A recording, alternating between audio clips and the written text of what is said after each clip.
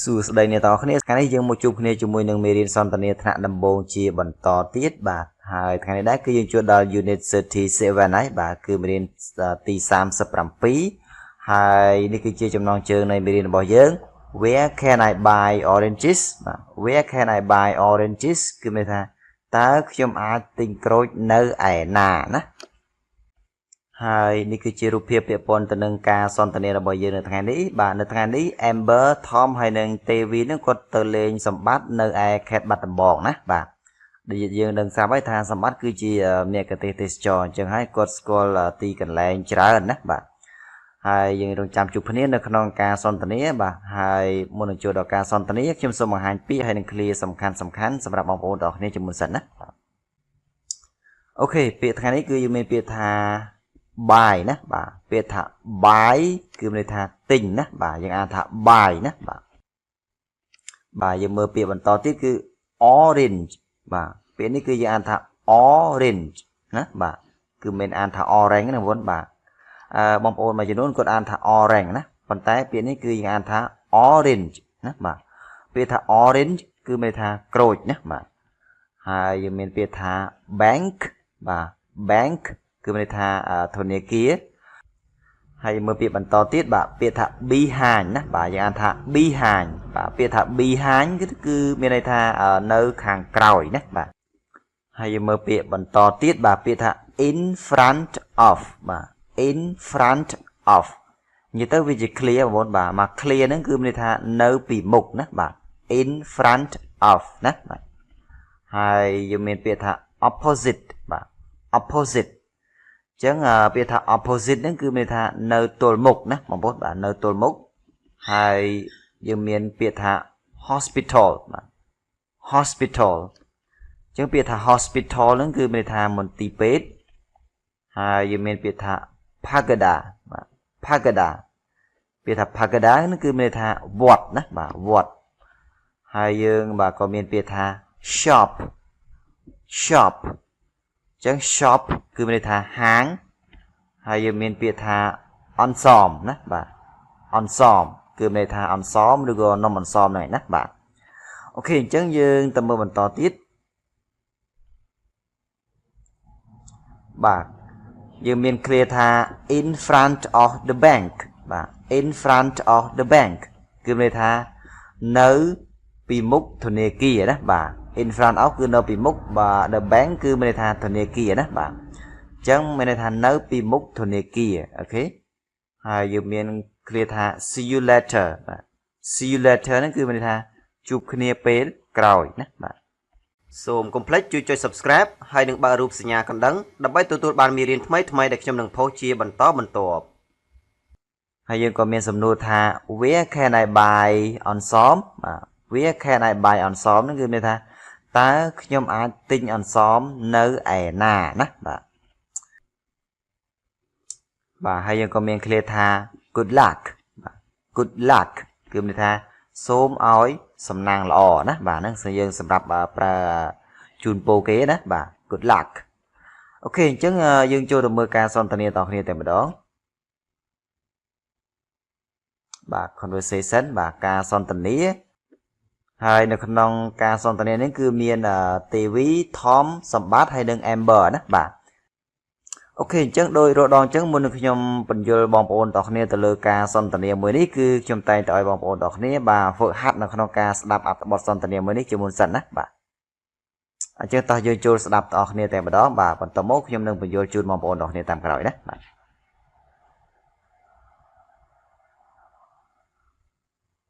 Tom, this is Sambat. Nice to meet you, Sambat. This is Amber. Hello, Tom and Amber.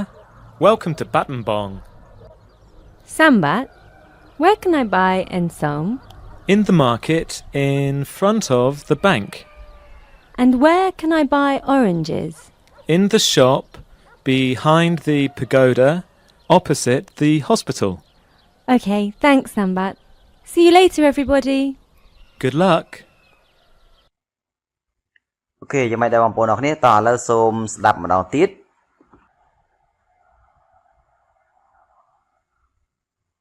Tom, this is Sambat. Nice to meet you, Sambat. This is Amber. Hello, Tom and Amber. Welcome to Battenbong.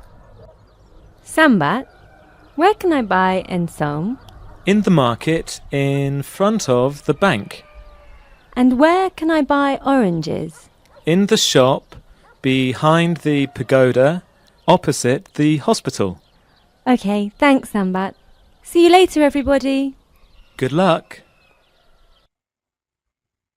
អូខេអញ្ចឹងបន្ទាប់ពីបងប្អូនបានស្ដាប់ចប់ហើយតោះឥឡូវសូមបងប្អូនមកស្វែងយល់ការសន្ទនាមួយនេះបាទជាមួយខ្ញុំទាំងអស់គ្នាបាទនៅក្នុងរូបភាពនេះដូចខ្ញុំបានបញ្ជាក់បងប្អូនពីខាងដើមហើយថាបាទថ្ងៃនេះទេវីបាទ Tom Amber ហ្នឹងគាត់មកលេងសម្បត្តិនៅឯខេត្តបាត់ដំបងណាហើយបាទសម្បត្តិគឺជាមេកទេសទេសចរដែលគាត់ស្គាល់នៅទីកន្លែងជាច្រើនណាអញ្ចឹងតោះយើងមើលទាំងអស់គ្នាតែម្ដងបាទដំបូងឡើយបាទទេវីហ្នឹងគាត់ណែនាំសម្បត្តិហ្នឹងឲ្យ Tom បានស្គាល់ណាគាត់ថា Tom this is សម្បត្តិគឺមានថា Tom នេះគឺសម្បត្តិណាហើយបន្តមក Tom គាត់ថា nice to meet you សម្បត្តិ this is Amber ណាបាទ nice to meet you សម្បត្តិ this is Amber ណាបាទគឺមានថារីករាយដែលបានជួបអ្នកសម្បត្តិនេះគឺជា Amber បាទហើយបន្តមកសម្បត្តិក៏និយាយថា hello Tom and Amber បាទគឺមានថាសួស្ដី Tom ហើយនឹង Amber ណាបាទហើយ welcome to បាត់ដំបងបាទគឺមានថាសូមស្វាគមន៍ការមកកាន់ខេត្តបាត់ដំបងណាបាទហើយបន្តមក Amber ក៏និយាយថាសម្បត្តិ where can I buy on some បាទគឺមានថាសម្បត្តិតើខ្ញុំអាចរកទិញនំអន្សមនឹងនៅឯណាណាបាទហើយសម្បត្តិក៏ប្រាប់ថា in the market in front of the bank បាទ in the market in front of the bank គឺមានថានៅក្នុងផ្សារណាបាទ in the market គឺមានថានៅក្នុងផ្សារនៅខាងមុខធនាគារណាបាទ in front of the bank បាទនៅខាងមុខធនាគារអូខេមានតែផ្សារហ្នឹងគឺនៅខាងមុខធនាគារណាបាទហើយបន្តមកទៀត Amber ក៏ថា and where can I buy oranges បាទ and where can I buy oranges ចឹងពាក្យថា oranges ហ្នឹងគឺមានថាផ្លែក្រូចណាកាលណា plural គឺគេបន្ថែម s គឺយើងអានថា oranges ប្រសិនបើវាជាឯកវចនៈគឺយើងអានថា orange ណាអត់មាន s ទេណាបាទនៅពេលដែលគេថែម s ដើម្បីសម្គាល់ថាផ្លែក្រូចនឹងច្រើនបាទផ្លែក្រូចនឹងមានថាពហុវចនៈគឺយើងអានថា oranges ណាបាទចឹង where can I buy oranges គឺមានថាតើខ្ញុំអាចរកទិញផ្លែក្រូចនៅឯណាណាបាទហើយបន្តមកសម្បត្តិក៏ឆ្លើយប្រាប់ថា in the shop behind the pagoda បាទ in the shop behind the pagoda គឺមានថានៅក្នុងហាងខាងក្រោយវត្តបាទហើយសម្បត្តិក៏បន្តទៀតថា opposite the hospital គឺមានថានៅទល់មុខមន្ទីរពេទ្យណាបាទចឹងមានថាហាងលក់ក្រូចហ្នឹងគឺនៅខាងក្រោយវត្តហើយនៅទល់មុខមន្ទីរពេទ្យណាបាទហើយបន្តមក Amber ក៏និយាយថា okay thank you សម្បត្តិគឺមានថាចាអរគុណសម្បត្តិណាបាទពាក្យថា okay ហ្នឹងនៅត្រង់កន្លែងនេះគឺមានន័យស្មើនឹងពាក្យ yes ណាหมายថាបាទឬក៏ចាណាដោយសារតែ Amber គឺជាមនុស្សស្រីគឺយើងប្រែថាចាណាបាទចាអរគុណសម្បត្តិណាហើយបន្តមក Amber ក៏បន្តថា see you later ន័យថាជួបគ្នាលើកក្រោយទៀតណាឬក៏ជួបគ្នាពេលក្រោយណា everybody មានន័យថាអ្នកទាំងអស់គ្នាណាចឹងមានន័យថាជួបគ្នាពេលក្រោយទៀតអ្នកទាំងអស់គ្នាបាទហើយបន្តមកសម្បត្តិក៏និយាយថា good luck បាទគឺមានន័យថាសូមឲ្យសំណាងល្អណាបាទហ្នឹងគឺយើងសម្រាប់ប្រើនៅពេលដែលលាគ្នាអីគឺយើងប្រើឃ្លាហ្នឹងណាបាទដើម្បីជូនពរគ្នានៅពេលដែលយើងនិយាយគ្នាចប់គឺយើងបែកគ្នាគឺយើងនិយាយថា good luck គឺមានន័យថាសូមឲ្យសំណាងល្អណាបាទអូខេអញ្ចឹងយើងទៅមើលទាំងអស់គ្នាថាតើយើងបានរៀនអ្វីខ្លះនៅក្នុងមេរៀនសន្ទនានៅថ្ងៃនេះបាទអញ្ចឹងនៅថ្ងៃនេះគឺយើងបានរៀនពាក្យថា buy បាទយើងអានថា buy គឺមានន័យថាទិញណាបាទ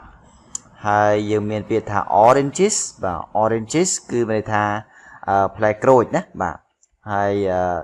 កាលណាផ្លែក្រូចច្រើនគឺគេបន្ថែម s នៅត្រង់កន្លែងនេះណាបាទប៉ុន្តែបើផ្លែក្រូចតែមួយគឺយើងមិនចាំបាច់បន្ថែម s ទេណាបាទអូខេអញ្ចឹងកាលណាអត់បន្ថែម s គឺយើងអាន orange ដល់ពេលដែលគេបន្ថែម s យើងអានថា oranges ណាបាទ ហើយយើងមានពាក្យថា bank បាទពាក្យថា bank គឺមានថាធនាគារហើយយើងបានរៀនពាក្យថា behind បាទ behind គឺនៅខាងក្រោយណាបាទ behind ហើយយើងមានឃ្លាថា in front of បាទ in front of នៅពេលដែលយើងអានភ្ជាប់ជាមួយនឹងអក្សរ T គឺយើងអានថា of ណាបាទបើសិនយើងអត់អានភ្ជាប់ទេ in front of នៅពេលយើងអានភ្ជាប់ in front of អូខេ in front of គឺមានថានៅខាងមុខណាបាទហើយយើងមានពាក្យថា opposite បាទ opposite គឺមានថានៅទល់មុខហើយយើងមានពាក្យថា hospital បាទ hospital គឺមានថាមន្ទីរពេទ្យហើយយើងមានពាក្យថា pagoda បាទ pagoda pagoda ហ្នឹងគឺមានថាវត្តហើយយើងមានពាក្យថា shop shop shop ហ្នឹងគឺមានថាហាងហើយយើងមានពាក្យថាអន្សមបាទពាក្យថាអន្សមហ្នឹងគឺមានថាអន្សមឬក៏នំអន្សមហ្នឹងឯណាបាទហើយយើងមានឃ្លាថា in front of the bank in front of the bank ហ្នឹងគឺមានថានៅមុខធនាគារណាបាទនៅមុខឬក៏នៅខាងមុខធនាគារបាទហើយយើងក៏មានឃ្លាថា see you later បាទ see you later ហ្នឹងគឺមានថាជួបគ្នាពេលក្រោយទៀតឬក៏ជួបគ្នាលើកក្រោយទៀតណាបាទគឺយើងប្រើឃ្លាហ្នឹងគឺនៅពេលដែលយើងចាក់ចែងពីគ្នាឬក៏បែកគ្នាណាបាទ see you later អូខេបាទហើយយើងក៏មានសំណួរថា where can I buy អន្សមបាទ where can I buy អន្សមមានថាតើខ្ញុំអាចទិញអន្សមនៅឯណាណាបាទ